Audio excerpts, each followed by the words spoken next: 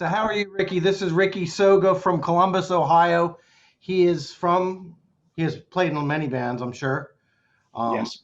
uh, we're gonna get your history today. We're gonna talk about Columbus. We're gonna talk about your experience, your musical life, and what's led you to where you're at now. And what are you doing now? What are you doing now? Let's see. So right now, well, we're down like like everybody else is. Yeah. But I'm doing a cover band right now called Shuck and Bubba Deluxe. I'm only in the deluxe band. They've got an acoustic group, but I just do the electric stuff. Okay. And then I've been doing that for, oh my God, for almost 15, 20 years. And Okay. then I'm also, we put together both the versions of Shock 2 that had played out in the last 20 years. Okay. So put those two back together, and I've been doing those shows, and each one of those singers respectively have done well, very well. Everywhere we've done, every show we've done, we've if not sold out, we've pretty much sold out every one of the shows. Been about maybe a year or two in between the shows, Okay. but we actually had one booked here. We were supposed to play last year, and we were all excited, and they shut everything down. So Yeah. we're just waiting for everything to reopen to do some Shock 2 Yeah. shows. Yep. So you're a hairdresser too? Yeah, I cut hair That is your, too. I have a shop. Yeah, okay. Okay. That's cool. 'Cause, yeah. all right. So now, where did you get your start? Take me back to your childhood. Like, when did all this music thing start happening for you? Well, I used to just, I used to watch TV with my parents and stuff, and then somebody would come on with a guitar, and it would always be something, or a band would come on, and I would be interested in. But the first person that really got me into guitar, of all people, was Roy Clark. Oh yeah, Yeah, Hee-haw. I used to. It does. I don't seem like the average person that would watch Hee Haw, but Yeah, yeah, Hee same. Haw. There was only three channels at the time, Uh-huh. and so Hee Haw would be on Sunday, and then my dad would call me in every time Roy Clark would come on, Yeah. and he'd say, he'd whistle and he'd say, "Get in here," and Roy Clark would just be wailing on the guitar, and I just loved it. And then I think I turned about 12, and my mom bought me the Roy Clark songbook, and it taught you how to play the guitar. He had this Yeah. method, which today is a fabulous learning tool. I That is still use weird that you when I say teach that. people. That is weird because I have instructional books from Santarella Publications. I think they're the publisher of the Roy Clark Big Nut Songbook. Oh yeah, Yeah. yeah. And Yeah. you used to have the numbers for your fingers, Uh-huh. and then you'd put it on the fretboard, and Yeah. that's how I started playing. And I had a buddy across the street that played guitar, and I didn't know how to tune. I didn't know any of that stuff. So then he showed me how to tune a guitar, and Mhm. it was interesting. Yeah, I just started learning that way. I didn't have any teachers. Okay.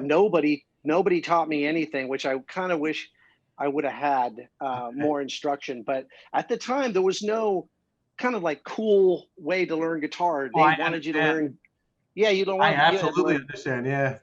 Yeah, you had to learn green sleeves, and you had to learn all these standard kind of guitar songs. And Yeah. I wanted to play, at that time, Van Halen. Foghat or Kiss or something, and Yeah. nobody to teach you. It wasn't available. So Yeah. I had to learn myself.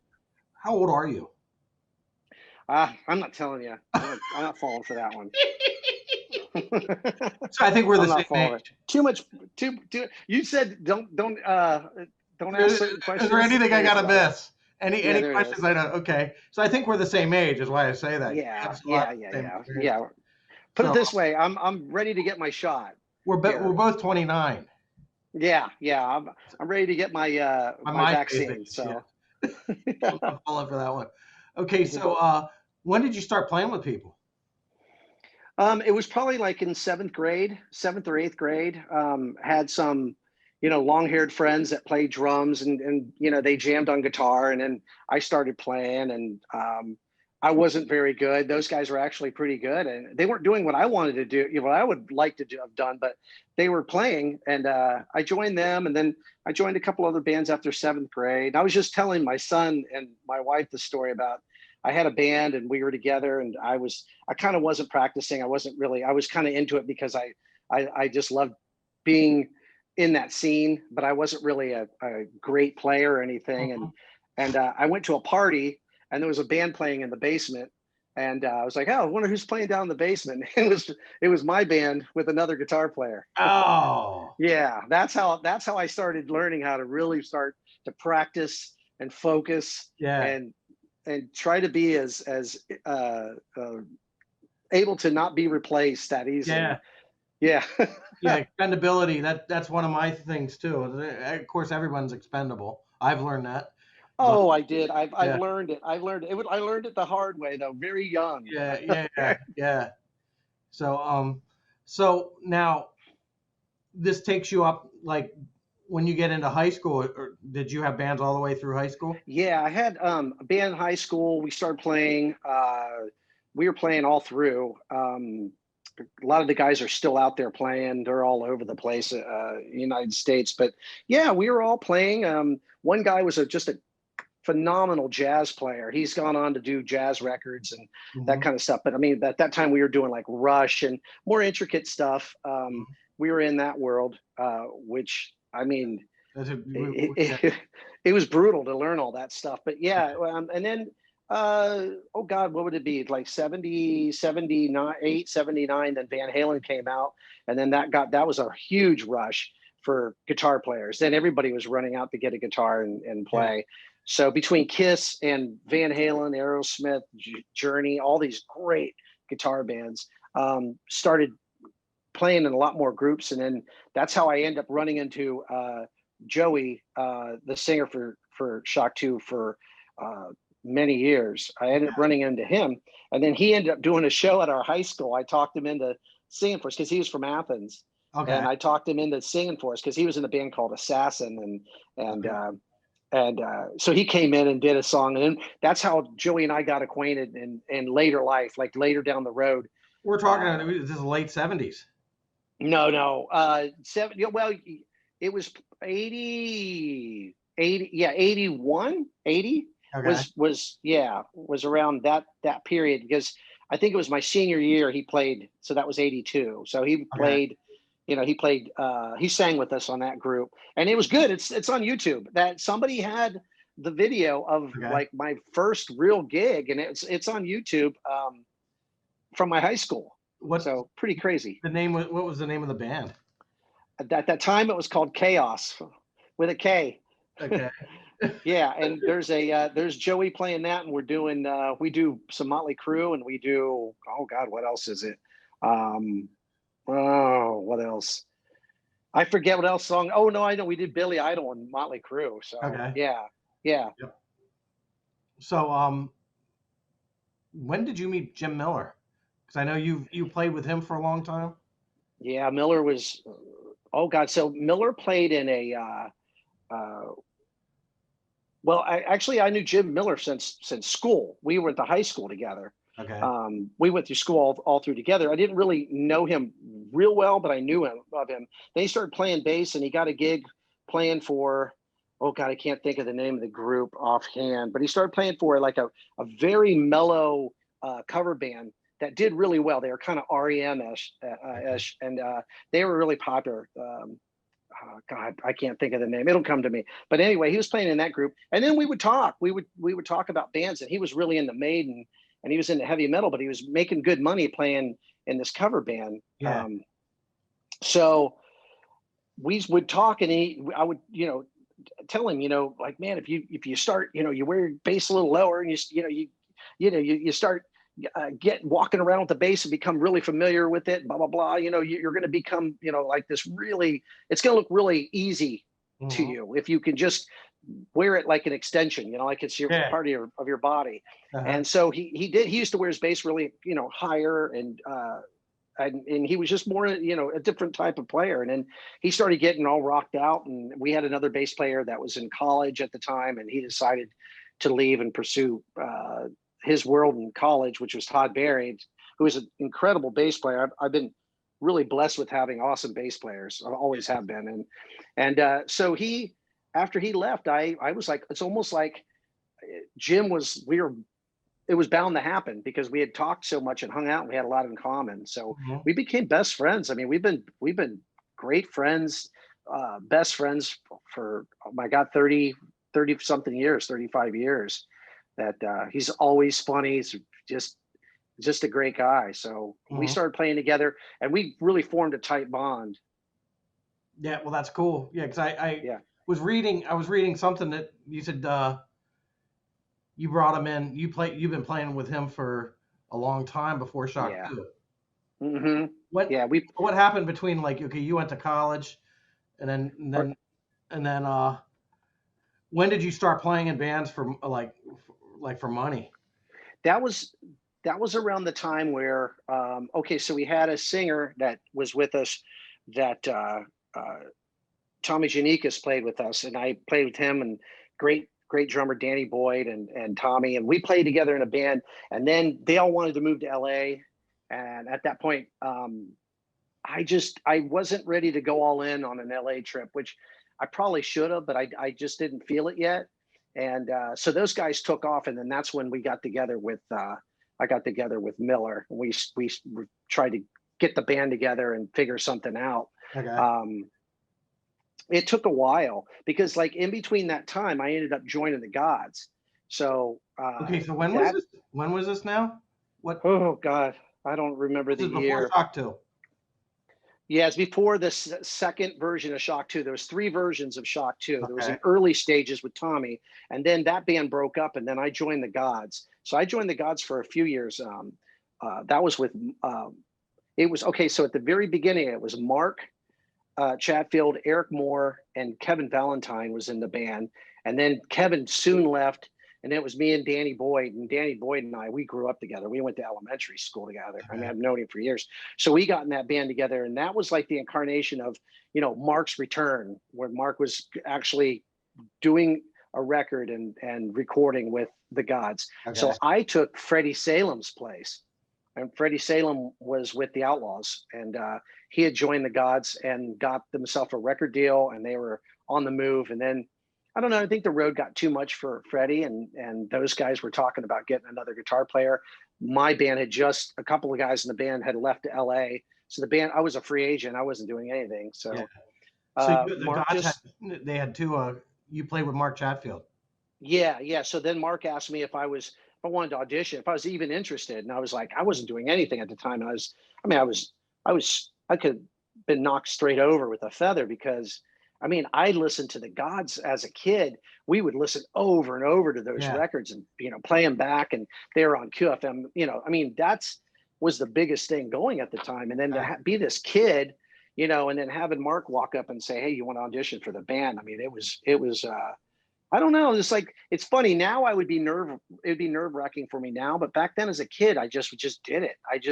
I learned both albums, and then rehearsal was hysterical with Eric. I mean, he was great. I had my pedal board up, and we were playing, and we're jamming out, and then as soon as we got done playing, he goes, "Okay, well, that's how you sound with that thing," and he points at the pedal board, and he unplugged the pedal board, then plugged it into the amp, and he goes, "Now let me hear you how you sound through an amplifier."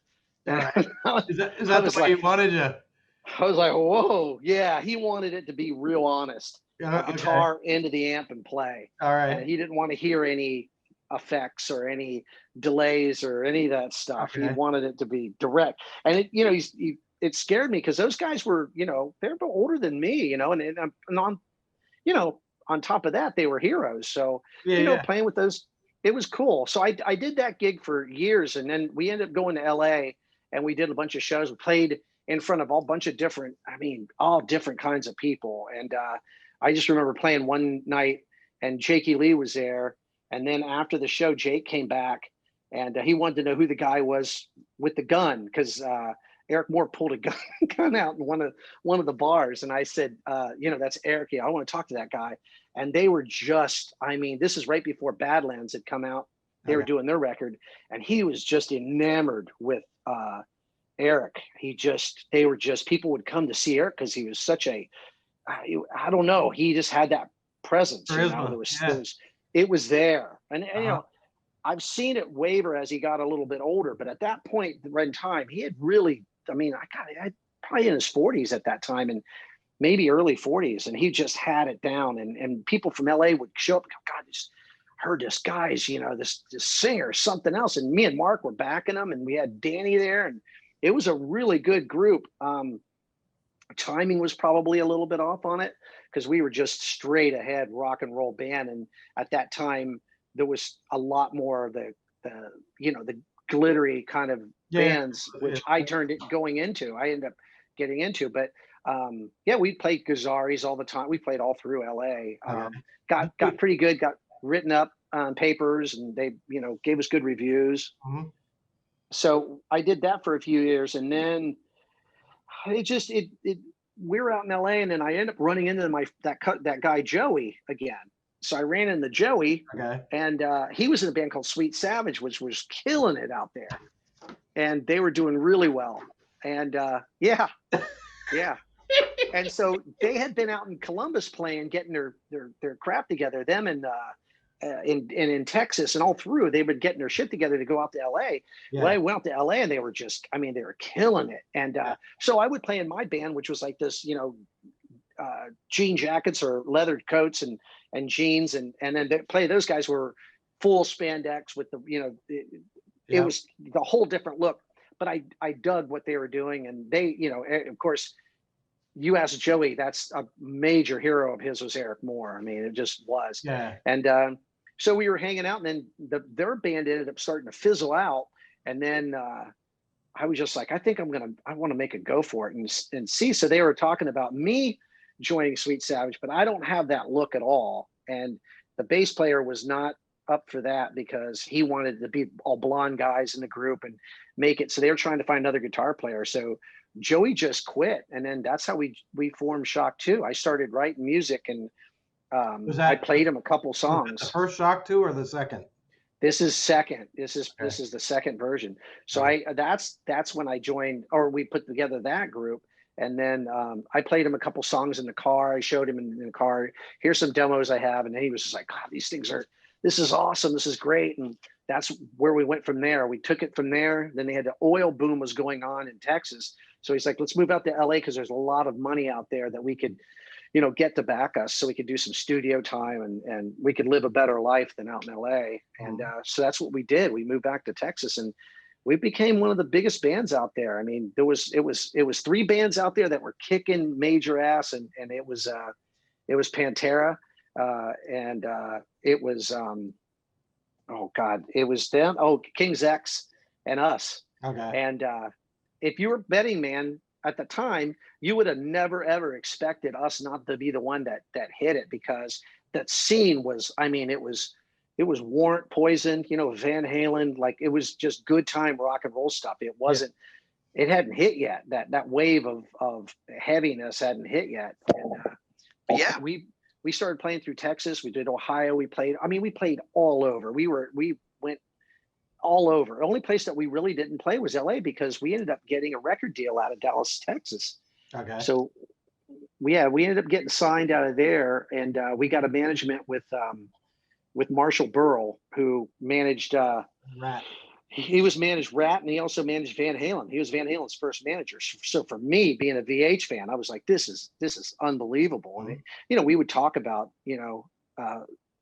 him signing Van Halen and having a deal, and I would talk to him about Rat, and he just would always say, you guys will be my Triple Crown. I've got 3 platinum records I got 2 platinum records right now, and this band's going to be my 3rd. Your guys are going to be my Triple Crown. And so he went out and found Tom Weirman to produce us, and we started talking to Tom, and Tom wanted a pretty extensive deal, and we were about ready to sign with Weirman. I loved him. He was an awesome dude. I mean, he was a great guy, and he total rock and roll guy, and he loved guitar, and he loved my guitar sound, and we got along great. And then somehow, I don't know how it happened, but the guys in Cheap Trick got a hold of it, because he was recording Cheap Trick, and so he had played our demo, and then Rick Nielsen from Cheap Trick heard it, and then he said, hey, let me take a crack at it. I'd like to produce these guys. They kind of seem like a little bit of a younger Cheap Trick kind of a vibe. So, I heard one of your CDs, and I'm hearing the for those who don't know, I hear kind of like the hair metal sound mixed in Hmm. with kind of like Yeah, pop, yeah, definitely, Beatley definitely. influences. Yeah, Yeah, it's really Joey's interesting. vocals. Yeah, Joey's vocals were very Beatle-esque, and he liked, he loves Cheap Trick, and I was a big Cheap Trick fan too. I mean, I was always Cheap into Trick, those guys. Cheap Trick were huge Beatle fans. Yeah, yeah, yeah, All the British absolutely. invasions. Yeah, Oh yeah. yeah. And so we did that, and we got Rick in there, and Rick had never produced a band before, so it was new to him, and it was new to us, and it was in a studio where the engineer, it just, everything was just a perfect storm of bad bad news. All of it was Okay. a perfect storm of that, and we put together a record that just, Werman, or not Werman, but Burl listened to it, and he was just like, we might have to re-record this, and we might have to get this thing. I don't. He just, it just didn't sound like us. So at that point, we were indebted to him, and I was like, how much would it take to get Tom Werman back in the seat and get us going? And we were talking about what we were going to do, our future was going to be, and then Poison broke up, and when Poison broke up, Cece quit or he got fired. Cece had demos of a couple of our songs. He had Late Last Evening and Summer Song and a couple of other ones. And Cece had heard Joey sing, and so he had known about us. In Yeah. fact, Bobby Dahl was going to try to help us out, and they were trying to help us with the deal. And so anyway, he was like, "Oh, I'm out of Poison. I know the perfect singer." So he went and hired Joey, and right out from under us with our while we were doing our record, we were trying to figure out our next move. So when that happened, the whole thing just went out from under us, and we were like, well, we better find another singer. So Burl goes, find another singer. Now we see the 90s starting to come in, and you Okay. start seeing things get a little bit heavier. And so Joey joined CC. We went back to try to find a singer. We demoed stuff back in Columbus. We came back here. We went over to, it was, I don't even know if it was called Sasapa at that time, but we went to the studio, recorded about 4 songs, and had our new singer. That was Tim Owings. Uh-huh. He came in and did it. And then we started finding that we weren't the same band with Tim. He had a whole different groove about him. He was more like an Aerosmith, Led Zeppelin kind of groove to him. And he was a drummer by nature. So we got him in the group, and then we started going, well, hey, the Beatles stuff, all that can move aside. Let's let this guy become You who shape. he is. Yeah. You don't try And to the band impose kind your. of shaped around him, and You don't. it became a heavier group. Yeah. That's interesting. You don't try So to shape your enforce your will on somebody who this guy's going to lead the band.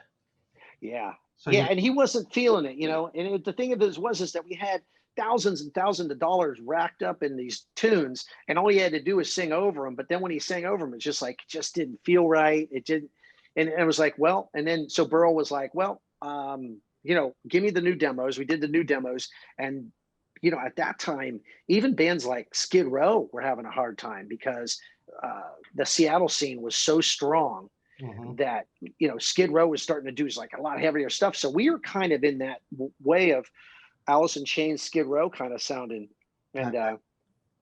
and it was just, we that's who Timmy was, and Tim was, that's who that guy was. And unfortunately, you get lumped into that kind of a thing where they go, oh, they're just trying to sound like this, or they're trying to sound like that, and we got into that groove of playing new stuff, and we just dug it, and the crowd kind of, a lot of that crowd went away, and then we got a whole new crowd, and then we went back to Texas with the new singer, and Joey even came out to the shows and was like, he was into it and Mhm. saying, you guys are great, and he was, I mean, it was kind of cool that everything worked out that way. But Burl was out. Burl said at that point that he didn't know where the music business was going at that point, because Nirvana had come through, Mhm. and he just didn't know where it was going, so he opted out of the contract, and then we were free agents to do what we wanted to. And we just played and toured. We went all done through and played through,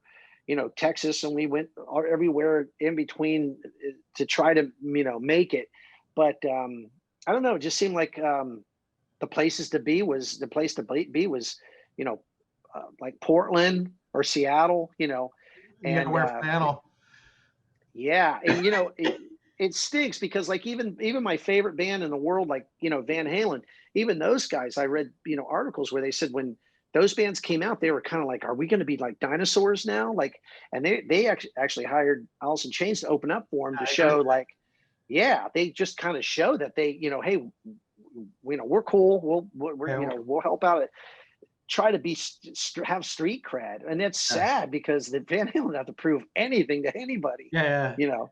Yeah, but so we did that and we played around and we tried and tried and I don't know. I think those guys wanted to go one step even heavier, and they ended up the other band went did that, and then I ended up joining a band that was. It turned out that one of the members ended up joining Nine Inch Nails. So I joined a band that was kind of like it wasn't just like Nine Inch Nails because there was a little bit more melody in it, but Mhm. I ended up joining that kind of a group. So it was like a heavy Nine Inch Nails kind of group, and then we started doing pretty well, and then the drummer was like had an offer to go do another group, and he ended up making it. He ended up getting in Nine Inch Nails and doing some big records with them. Who was the drummer? Jerome Dillon. Drum Dylan. Yeah, Jerome Dillon. Oh, Jerome. Yeah, Jerome. I thought you said Drum Dylan. Oh 'Cause- no, Jerome. No, Jerome Dillon. And he was an amazing drummer, and it was a cool move for me to make because at that time I was just like, God, man, I just want to sit there and play.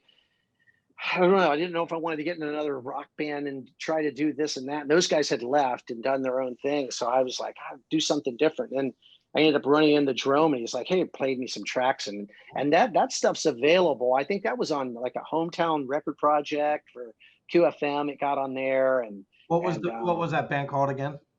oh God, on that record it was called God. What was that band called? I'll have to think of it. The band I'll have you to were in think of it. after Shock 2. Yeah, after the Shock 2, I was in it. God, I'll think of it. We'll come back around to it. But we were in that band Okay. because I was in that band for about maybe a year, and then he ended up joining Howlin' Maggie, and got a record deal, and they did really well. And then he ended up joining Nine Inch Nails after that, and then I was like, at that point, it was like it was time for me to go to work, and that's when I got my shop and started just getting a haircutting shop and getting that together, but still playing in bands. I mean, I always played. Yeah, yeah. So, question for you, going back to Eric Moore. Yeah. So I hear we have a mutual friend named Mike Easy, and he told me this story about Gene Simmons. You guys met Gene Simmons on the Strip? Oh yeah, that was I wasn't there, but that was the rest of the guys. Yeah, Yeah. You see, you never met Gene Simmons. I met Gene Simmons many times. Yeah, but not with Eric, not Okay. with Eric and those guys. Okay. But yeah, I mean, I've got my Gene Simmons stories, which are great. I mean, actually, I've heard people say some bad stuff.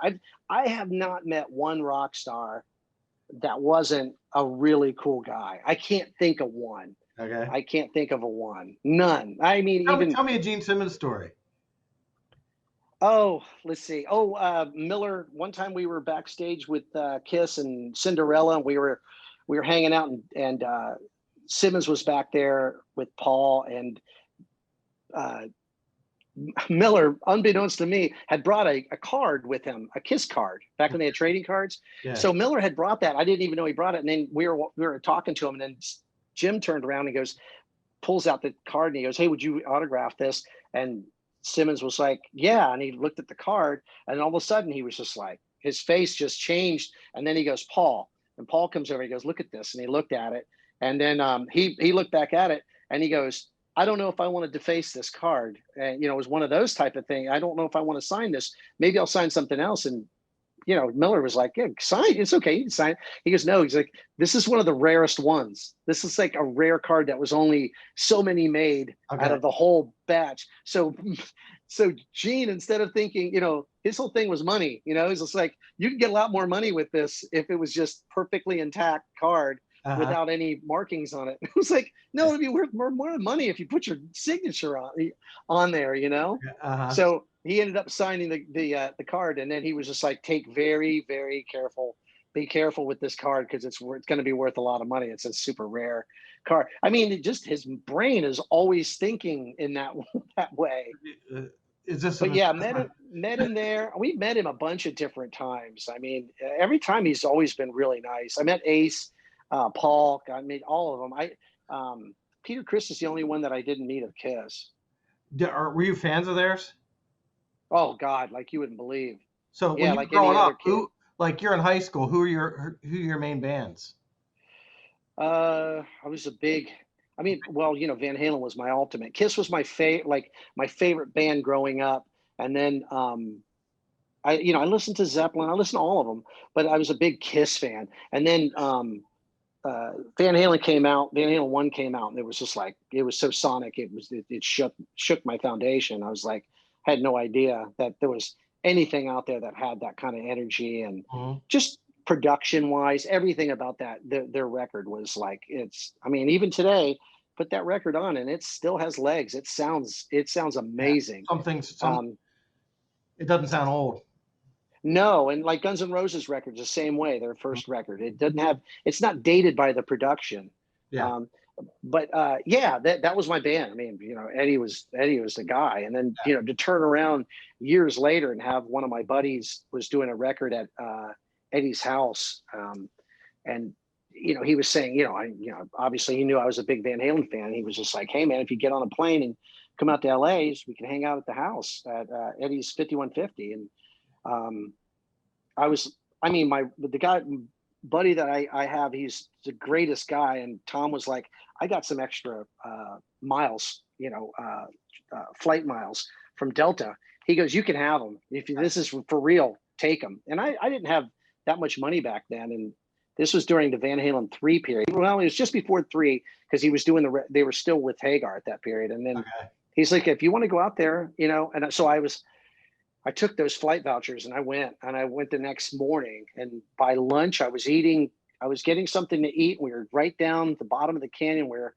Eddie lived. And we got in a car and drove up the hill and hit the gate and opens up and we're at 5150 and I'm flipping out going, I can't believe this is really happening. But it was whirlwind. It was literally the night before, then the next day I was on the plane. So, um, I can't even yeah, imagine.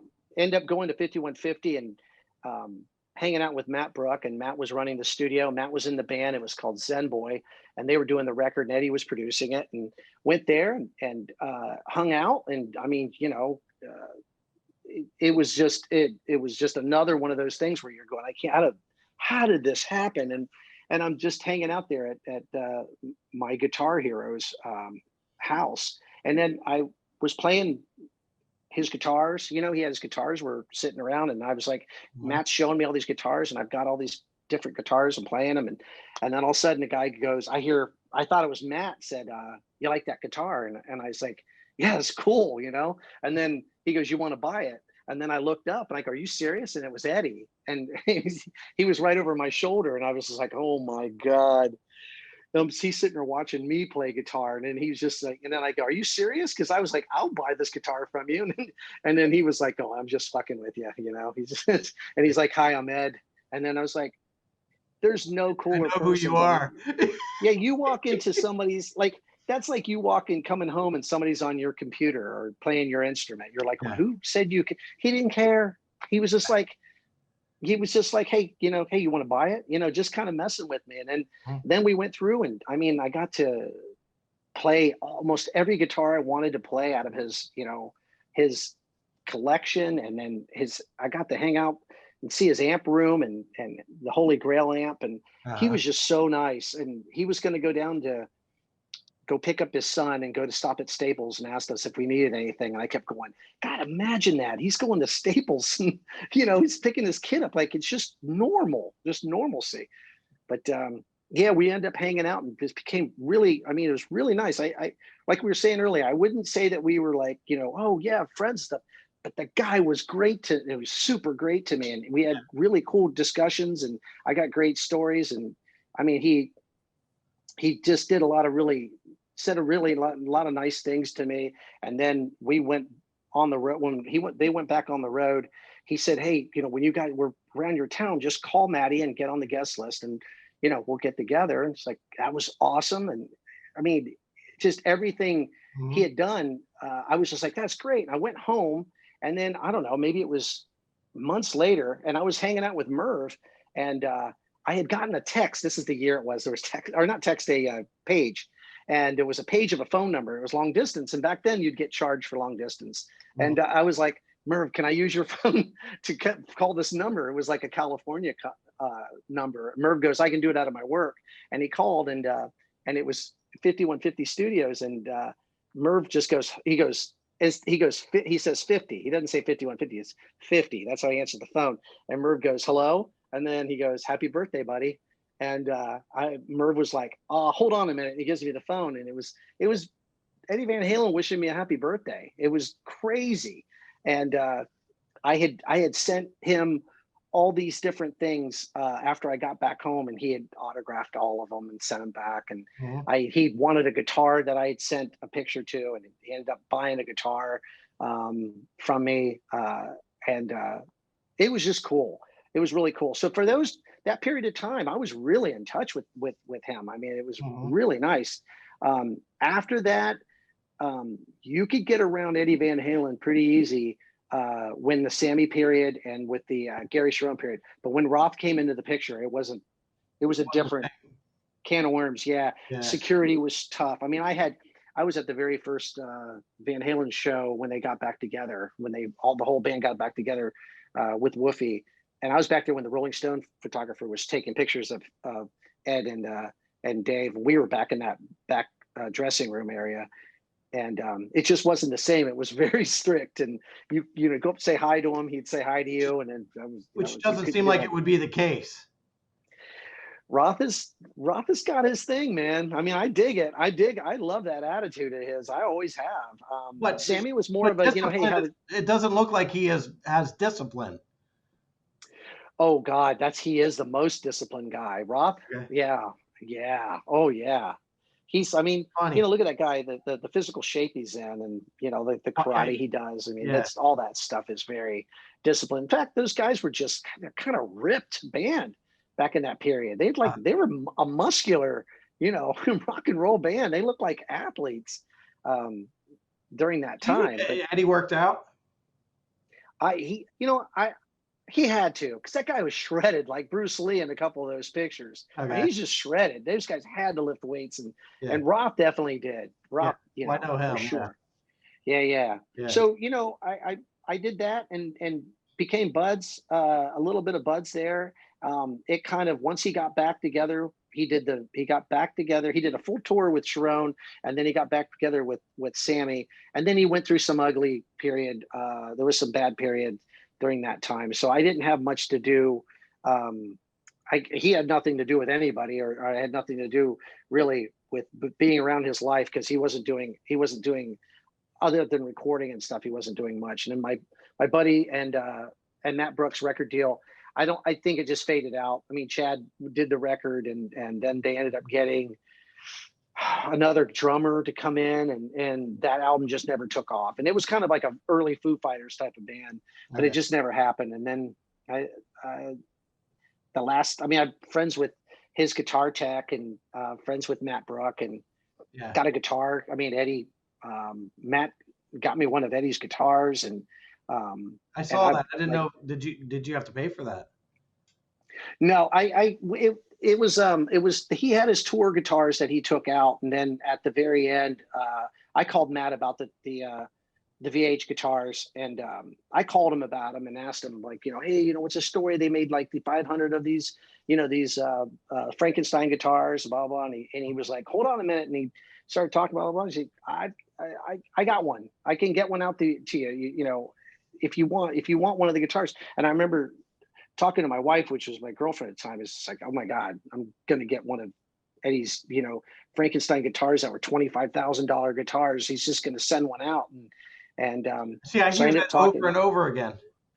Yeah, it was crazy. And so, over again. yeah. Like Alice in Chains, amplifiers, large amounts of amplifiers at Oh, Jerry Cantrell's doorstep. oh yeah, Yeah. yeah, yeah. He was really good about giving away things. I mean, he gave away guitars all the time. In fact, you know, when I was at his place and I was looking at stuff, people give him so many things too. So I think that's where it came from, is Mhm. that people just go, take it, like you're Eddie Van Halen, take this guitar. They gave him stuff all the time. So, you know, it came back, and I Yeah. was lucky enough to get that, and Matt was unbelievable at making that happen. And I wrote this big letter saying thank you so much and all that, and Eddie sent back this note and it just said enjoy it to the fullest, just enjoy it, and that was it. And it's to this day, it's the best guitar that I own, period. And Mhm. I own a lot of guitars, but Mhm. that guitar is fantastic Mhm. uh, instrument. It set up by them and everything. I mean, it sounds awesome. So yeah, that relationship it's really sad. I mean, I cried like a baby when he passed away. Yeah. It was so upsetting to me because we were going through the COVID thing and everybody's in their own bubble and you're not thinking about other people's health. You're just thinking about the COVID bubble, and you're not thinking about people that are battling illnesses and stuff. And so when he passed away, I was like, oh God, yeah, that's right. He was ill. He was battling that, but he was so good at keeping that secret. You Yeah. just didn't know. Yep. We were all. I don't. You may have an inside thing, but I didn't. I didn't think he was. I didn't think he was in that bad a shape. Yeah, he was real. I mean, Van Halen is probably the most private band you'll ever see. I mean, they were like Led Zeppelin, were that way. You Yeah. only get what they let out. Yeah. That's it. But yeah, that was a shocker. And then and then now we're starting to see the light at the end of the tunnel, hopefully, Mhm. and be able to go play again. Yeah. So in Columbus, the music scene in Columbus. So what would you say the bands? What makes up the scene? When I say this, the bands are generally helpful with one another. They're helping, or was it highly competitive and backstabby, or was it No, somewhere in between? it's funny because the people that I was around, um, I mean, we were really good together because we did a lot of shows that were stacked. We would play with a lot of different other bands, and there would be competition and stuff. But no, I mean, like Mark was always really good to us. With like when he was in the Godz, he started Rosie after that and got together with these guys from Rosie, and Rosie was like, I mean, they were huge. We thought they were going to be big stars too, and they almost got there. I mean, they ended up getting there, but it just didn't happen. It's just the whole thing. But anyway, no, I think by example, like Mark was really good to people, and he always worked at music stores, so he's around. So you kind of got that example of how to be as a musician who has some gravitas. Things are happening for him to be that nice and be cool. Yeah. I think everybody started being like that. Like I always, if I met some guy as a kid and he was like, in high school and he's, I got a band, blah, blah, I go, I'll come check you out. I'll let you guys come out and play with us. Cause we always had a big crowd. So they always wanted to, hey, can we open up for you? Always. And, we always were good. I mean, the deal of the band at the time at like say the Alrosa or whatever, Newport or whatever band you're playing is that the opening band gets a limited stage space and limited PA. They don't get the full PA, they don't get the full lights, and they don't get the full stage Yeah. because they're not paying full production. Yeah. So you just kind of learn. You just sit and put your drum set in front of theirs. You've got your lights aren't really aimed at you anymore because you're all obscured, and the PA is turned halfway down, and that's how you played. But you earned it. You earned You worked your way headlining. up. Yeah. Yeah, you earned your headlining status. Yeah. So yeah, I think everybody was pretty cool.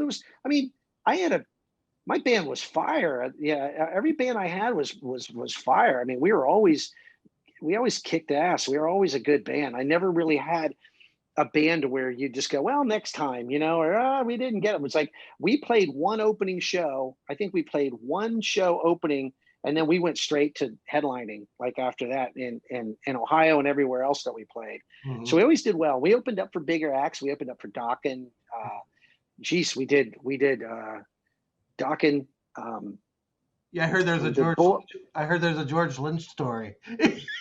Yeah, yeah, Guitar flipping or whatever. yeah. The guitar flipping, and then and then him signing the guitar for me. Uh, Yeah, yeah, it was great. I mean, those were great experiences, but we always held them, like I always like look back at it as being like, man, I was a kid, and I was playing with George Lynch, talking to George Lynch, and at the very end of the night, I go to do a flip on my guitar, and it just it went flying, and, and it just flew off of me, and then he saw that, and then just like I was so embarrassed, but I was like so high from the crowd, and it was awesome because right after that we started our Texas tour. We ended up going to all the way up. We played all the way up to Texas, all the way over to Texas, and then I mean it was those days were like when you're young, it's you don't really realize how little you have, and it's just all fire that you just want to make it happen, and yeah. you want to play. I mean, I remember we went to Texas and played, and Red Beard, who is a DJ in Texas, real famous national syndicated. He came out to see us in Houston, and then the guys from ZZ Top were there. It was crazy. We had a great buzz going, and I was telling one of my friends this earlier that I just wish I would have became like more. Uh, I had more of a opening to other musicians at the time, but I was so into what I was doing, I really didn't think about what other groups were doing. But I mean, I had talked to and I had met Doug Pennick many times in Houston, and he was always a really sweet guy, really nice. But I was just like, I was on my way into the club or I'm on my way out, and then he would come see Shock 2 play, and I would be like, that's that guy's, he's cool as hell. It's like, but I could have been, I could have reached out and been a friend, Yeah. and same way with Dimebag, who was Diamond at the time. It was Diamond Daryl Yeah. Yeah. at the time, and Diamond was like, you couldn't, Stevie Ray Vaughan and We Diamond talked Daryl. about like 87. Right before they did what was their first record? Not Vulgar. Was it Vulgar? No, Was their Cowboys first? from Hell. What was it? Cowboys from Hell. Cowboys from Hell. They were recording that record. They Okay. during that time. But I was there before that too. They were like when You I knew was them out there, before that, right? they had done a glam metal band at that time. I know. Pantera used to the early Mm-hmm. Pantera is like kind of more Van Halen-ish. Yes, and they wore the spandex and they had the makeup and they did everything everybody else was doing. We were doing that, and then all of a sudden we were practicing, and all of a sudden I hear next door, and it's like, what the fuck is that? And those guys are just playing the Cowboys from Hell stuff, and I'm just like, what the hell? Like, it just sounded awesome, and they came out. We used to play a place called Joe's Garage, and we did really well, and but those guys used to come out and see us play, and I would see him over there and say hi to him, and he would say hi to me, and they'd watch us play. I'd sit there and watch. Diamond Daryl would be sitting at the bar, just holding, drinking, talking to some people, watching us play. Mhm. And I just never thought that it would become this. He'd become at the status that he became. I just didn't. I knew as a guitar player, the guy was unbelievable. It was incredible, but I just didn't. I was like, you don't know. You just never know. And that album came out, and they used to play a place called The Basement. We played Basement too, and our numbers were real close. And then all of a sudden it would be like, oh, they sold out. Oh, they sold out 2 nights, or they sold out this night, or they're getting bigger and bigger. It's like, holy shit. And I think that record came out to like, I want to say their second record came out to #1 immediately. It came out as #1. But those are the guys, those are the moments that I wish I would have broken out. And when I lived in Texas and been like, I'm going to hang out with Doug Pennick, or I want to go, I want to go hang out with the bands that were there. I didn't do that. I was too into my world. Okay. Yeah. What Focused. would you be doing? Would you be creating and all that, or is it Yeah. doing your own? Yeah. We were writing, rehearsing, and then we were, going out to get something to eat and strategizing about what we wanted to do in the future. We were talking to different managers and producers. We had a manager that wanted to manage us, a guy named Jeff Perrin, and he had done Bad English, and John Waite, he was a manager for them. He was in that picture, and then we got him out of the picture, and then he came back in, and we got sued, and we were opening up for Kiss, and we had the whole thing going, and Perrin was like, I'm going to stop, make every way possible for you guys not to play this, because we ended up going with Marshall Burrell instead of him. Okay. It got ugly. I mean, it got ugly. It wasn't like, just sit back and watch the band, hit it. And it was like, if you cross somebody, then all bets were off. They would do whatever they could to kind of screw you over. But, like the guys in Warrant, they were always super cool to us. They were awesome. And they did shows with us, even when they were big. They'd play Reunion Arena, and they get done playing. They go, and then Janie Lane would actually say, I'm going to go down to see my favorite band, Shock 2, over at On the Rocks tonight after the show. Line down the street, packed, VIP. And then, the band would come in and they would play with us. And then Poison played with us.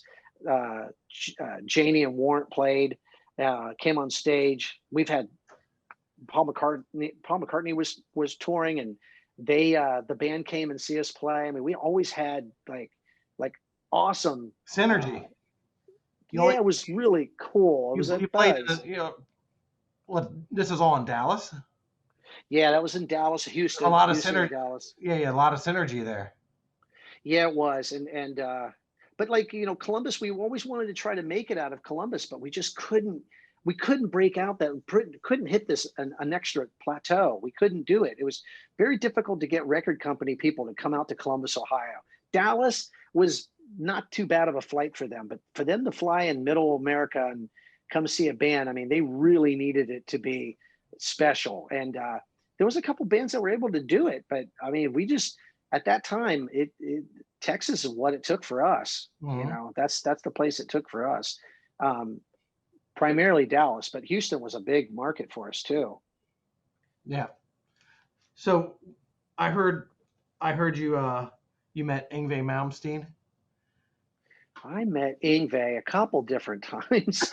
Yeah, I met him one time. I met him in a Hard Rock Cafe. Like he had happened to be in their full outfit, just everything. Uh-huh. Just, eating dinner with his girlfriend. I mean, he looked like he was about ready to go on stage. It was awesome. Yeah. Leather pants, the boots, the hair, the what was he call it? Military jacket type, Hendrixy. Oh yeah. So so something about elevators and donuts and. Oh, that was you're talking about the Pantera thing, right? Where they're throwing donuts and stuff like that. Was that Pantera? Yeah. Okay. Yeah, that was I think it was Dimebag was the one. I'm not positive on that. God, you're really shaking my memory here on these stories. But okay. Yeah. All right. So thank you, Rikki. Hey, what are you doing? What are you doing these days? It's like, as I said, Shock 2, after Shock 2, I've got Shock 2 going on, hopefully coming up soon. That but like I said, I got two different incarnations of the band. I've got the Texas incarnation, and then I got the Columbus. I don't know. Miller is now starting to play more guitar, and I don't know if we're going to be able to get him to strap a bass on and play with us again. I don't know if that's his thing anymore, but hopefully we'll get Tim and Rick back running to do things. And Joey, of course, Joey's battling some health issues. He's doing really well. And I just love these guys, and I love that music. And there's a lot of people still interested in seeing us play. We still sell some tickets, and we do really well. We sold out the last Lazy Chameleon show that we played. We sold out the big place out in Dallas. We played two different big places out there, did really well. We got a Houston date that may be coming up here soon too. Okay. We just got to watch this COVID thing kind of go, and hopefully Joey will get better, and we'll be able to do a show with Joey, and I'll be able to do a show with Tim. Depending on these guys. I mean, it's life can get in the way, and there's always just a little bit of tension between this singer and that singer wanting to do what they want to do. It's kind of like like Eddie in the middle of the Hagar and the Roth Okay. thing. It's kind of feels like that for me because I love both incarnations of the groups and I love playing with both of them. I mean, Mhm. I really Lifetime dig playing with. friendships. What's that? Lifetime friendships. Yeah, and I love playing with them. I just it's the there shouldn't be any tension there now that we're in our 50s, but there always is going to be that because one band ended and the other one started, and then that Yeah. person's like, well, I don't want to do these songs and I want to do these songs, and it feels like I read these stories about Eddie being kind of in the middle and these singers going, I'll do it, I don't care, and the other one's going, no, no, no, no, I'm not going to do it if you're going to do and you're just trying to balance, you're doing these plate spinning. And Yeah. it's kind of like that. And I love these guys and I wish just purely for the music that we could get back together and just do this show and then turn around and do that show. And Miller too. And I tell Jim that I go, forget about everything else, but just we get to hang out. We get to laugh and we get to be friends and we get to hang out. I mean, Yeah. forget all the other stresses of it. Yeah. It's really when it comes down to it, it's like it's like playing with your friends in the neighborhood again, That, going that, back. that is blessed to have to It be is. blessed. It is. And especially at this point of your life, to be able to still be able to say, hey, we're going to play down the street, and people go, I want to go, and that's a blessing in itself. Without a record deal, without any of that stuff, it's still a blessing that you had some kind of impact Yes. on people. Yes. Yeah. Yeah. The record deal. Yeah. That would have been nice and all that, but it's like I think your life has been ridiculously changed, even though no record deal happened. Yeah. Now I'm still happy. Yeah. I'm Good. still happy as long as I can still keep playing guitar. Yeah. Yeah. Yeah. All right. Thank you so much. Thank you so much, Rick. Hey, great. Thank Yeah. you, Rod. I Yeah. appreciate it. This was fun. That All was. right. Been a great Looking time. forward to this. Alrighty. So be We'll well. see you at the Shock 2 show. I will be there. Okay. Not if it's in Dallas. No, we'll do Ohio date. Okay. Okay. Okay. Okay. Thank All you. right. Thank you.